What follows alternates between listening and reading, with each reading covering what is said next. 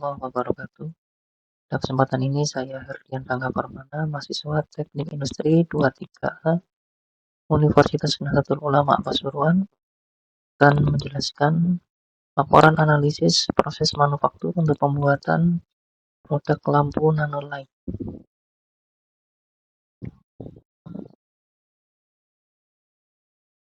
Produknya adalah lampu nanolight yang berbahan kardus bekas dan piring plastik.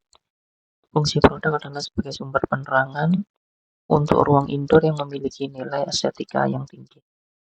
Di bawah ini adalah gambar kondisi lampu ketika dalam kondisi mati, dan sebelah kanan adalah ketika lampu dalam kondisi menyala.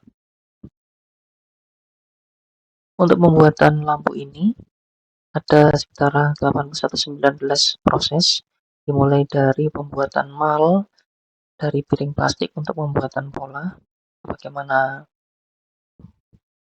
proses yang pertama, kemudian pembuatan pola pada piring plastik, kemudian dipotong, kemudian dirapikan pola yang telah dipotong, kemudian pembuatan frame-nya dengan kertas karton.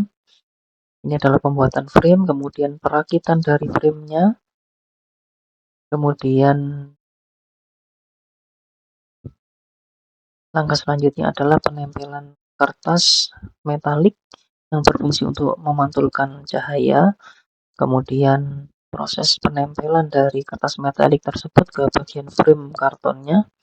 Kemudian nomor 13 langkahnya adalah membuat lubang untuk tempat kabel, kemudian proses perakitan antar frame sehingga menjadi satu kesatuan. Kemudian langkah selanjutnya adalah memberikan isolasi pada frame yang telah dijadikan satu kesatuan agar lebih kuat. Kemudian diberi finishing berupa cat agar terlihat lebih rapi. Kemudian pemasangan lampu. Setelah pemasangan lampu dilakukan pengetesan untuk mengetahui fungsi lampu tersebut. Kemudian pemasangan permukaan luar dari lampu ini dengan piring plastik yang telah dipotong sebelumnya, ditempel menggunakan lem tembak. Kemudian dilakukan penempelan double tip di permukaan belakang untuk menempelkan ke dinding. Dari tahapan proses dari awal hingga ke 18 ini membutuhkan waktu 4.866 second atau setara dengan 1 jam 21 menit. Untuk estimasi biaya terdiri dari biaya bahan, biaya alat, dan biaya tenaga kerja. Untuk biaya bahan terdiri dari piring plastik, karton, kertas kado metalik, isolasi kertas, cat 50 cc, double tip lem kertas, dan lampu LED. Totalnya adalah 79.459. Di bagian persentase penggunaan di sini yang dimaksud adalah berapa banyak unit atau berapa banyak dari komponen tersebut terpakai. Sebagai contoh, untuk piring plastik jumlahnya adalah 14, penggunaannya adalah 100% atau 1. Artinya semua bagian dari piring plastik atau ke-14-nya digunakan. Sehingga totalnya adalah 316 dikalikan 14 dikalikan persentasenya 1 atau 100%, sehingga didapatkan nilai subtotal untuk piring plastik 4.424. Kemudian sebagai contoh yang selanjutnya adalah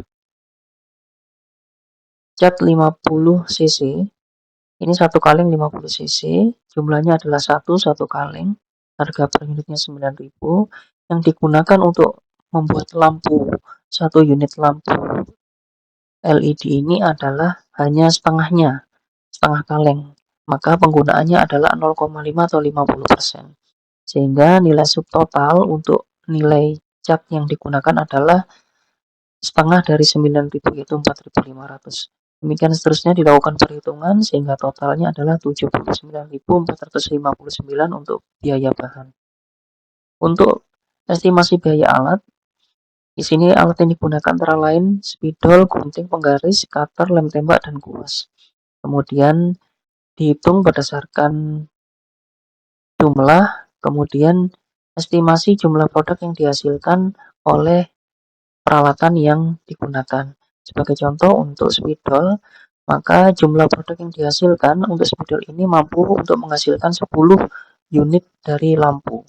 Maka nilai alat per unit produk adalah 1.500 dibagi 10, yaitu 150. Jadi untuk menghasilkan satu buah unit lampu dibutuhkan spidol dengan nilai Rp150. Demikian seterusnya dilakukan penghitungan, dan nilainya di sini adalah nilai estimasi dari jumlah produk yang dihasilkan. Bisa jadi lebih atau kurang berdasarkan kualitas atau kondisi dari alat tersebut. Total untuk biaya alat yang digunakan adalah 7.371. Kemudian biaya tenaga kerja diasumsikan dengan upah minimum regional 4.500.000 dengan asumsi 20 hari kerja, maka dihitung berdasarkan lead time yang telah ditentukan, yaitu 1,35 jam atau dibulatkan 2 jam kerja, sehingga total biaya tenaga kerja untuk menghasilkan satu unit produk ini adalah 56.250. Sehingga estimasi total biaya untuk satu unit lampu yang merupakan akumulasi dari biaya bahan, alat, dan tenaga kerja adalah Rp143.080. Kemudian kesimpulan, untuk produk lampu ini, proses manufaktur yang dilakukan antara lain adalah proses pemotongan atau cutting yang meliputi pemotongan mal dari piring plastik, melubangi karton, kemudian merapikan sisi piring plastik dengan cutter. Kemudian proses perakitan atau assembly, yaitu menggabungkan karton dengan permukaan piring plastik, kemudian menggabungkan karton dengan karton yang lainnya untuk menjadikan satu unit kesatuan, serta pemasangan lampu LED di karton tersebut. Kemudian proses penyambungan listrik atau electrical joining, yaitu dengan menyambungkan kabel ke fitting lampu. Dan yang keempat adalah proses finishing dengan pengecatan sisi luar karton. Meskipun dilakukan secara manual, proses pembuatan lampu ini mencerminkan prinsip dasar dari discrete manufacturing atau pembuatan produk yang terpisah dan terhitung satu persatu. Kemudian, untuk efisiensi dari proses, penggunaan bahan yang dapat lebih efektif dan efisien dilakukan dengan yang pertama adalah dalam pembuatan karton segitiga atau frame.